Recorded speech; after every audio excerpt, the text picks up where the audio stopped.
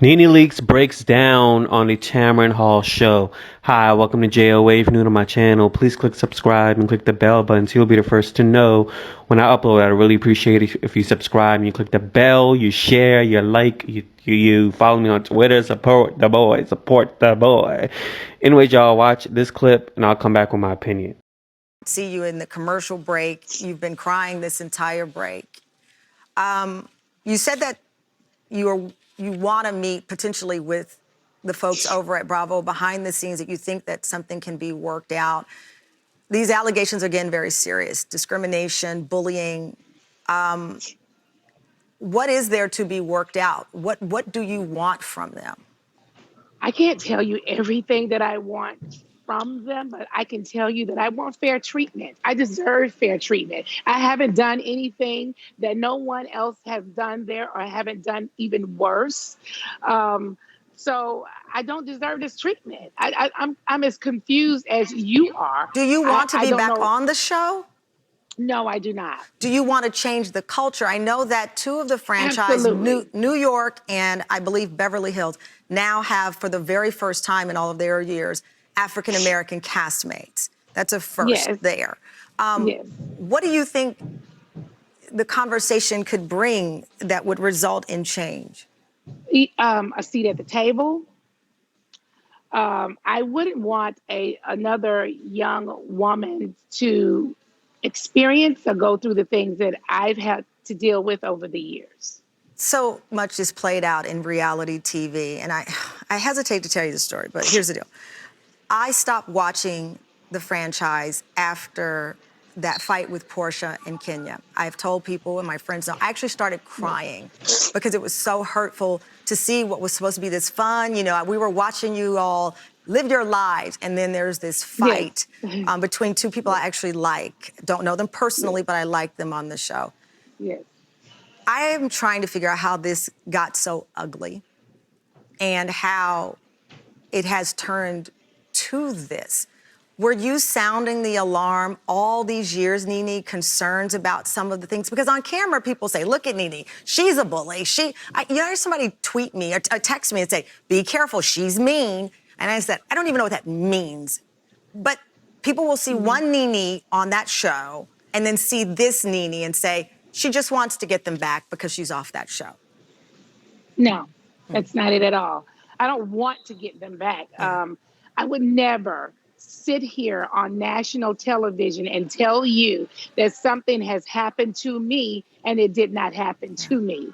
I am a mother. I am a wife.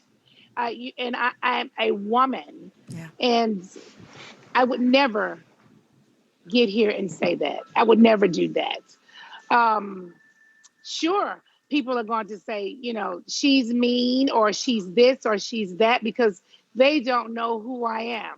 They only know me from reality television. And those shows are built on drama. Yeah. So that is something you need to understand. Yeah. That although those shows are built on drama, that does not mean that we have to get some sort of treatment that you shouldn't get behind the scenes. Absolutely. Just because of the show does not mean there are practices regarding pay and treatment and toxic work environment that are separate from whatever happens on that TV show. So my wholehearted opinion, I personally feel like maybe she just should be done with reality TV.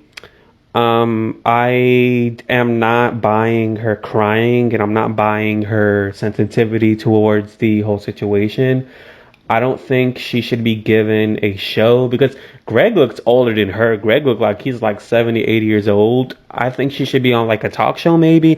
I don't think she should just stop doing TV. I think she should be doing some type of TV project. But at the same time, you have to realize that just because you are the top tier person in reality TV, that doesn't mean that you're not replaceable, because everybody's replaceable, and you can't just go and quit a job and expect people to knock on your door and say, hey, we're sorry, let's talk about the situation. And secondly, I don't like the fact that she's putting her race on the whole situation, because you know, we have these Mona Scott Youngs, we have these Annie Cohens, and they use the whole stereotype of an angry black woman to exceed the ratings, in their market. So you are a part of that. So you are basically, you're inviting that as a real thing amongst black people. So don't sit here and use Breonna Taylor or the Black Lives Matter movement, or try to do a whole Monique situation with gender bias, racial bias with Netflix, you know, on yourself. You can't do that because it looks like she didn't play her cards right. It looks like maybe she didn't save where she wanted to save. It looks like she surrounded herself with the wrong people, and she just made some bad angles and bad situations. Like, sometimes you got to think 2-3 times ahead, even if you made it, because in this game, in this industry, you got to think that way because you just never know what's going to happen. And like I said, I'm not really buying the whole crying and stuff. You're like, she's not, like, I don't know, like, I like the woman, but I'm just being honest. Anyways, let me know what you think in the comments below. Please do subscribe and click the bell button so you'll be the first to know when I upload. Deuces. Yay!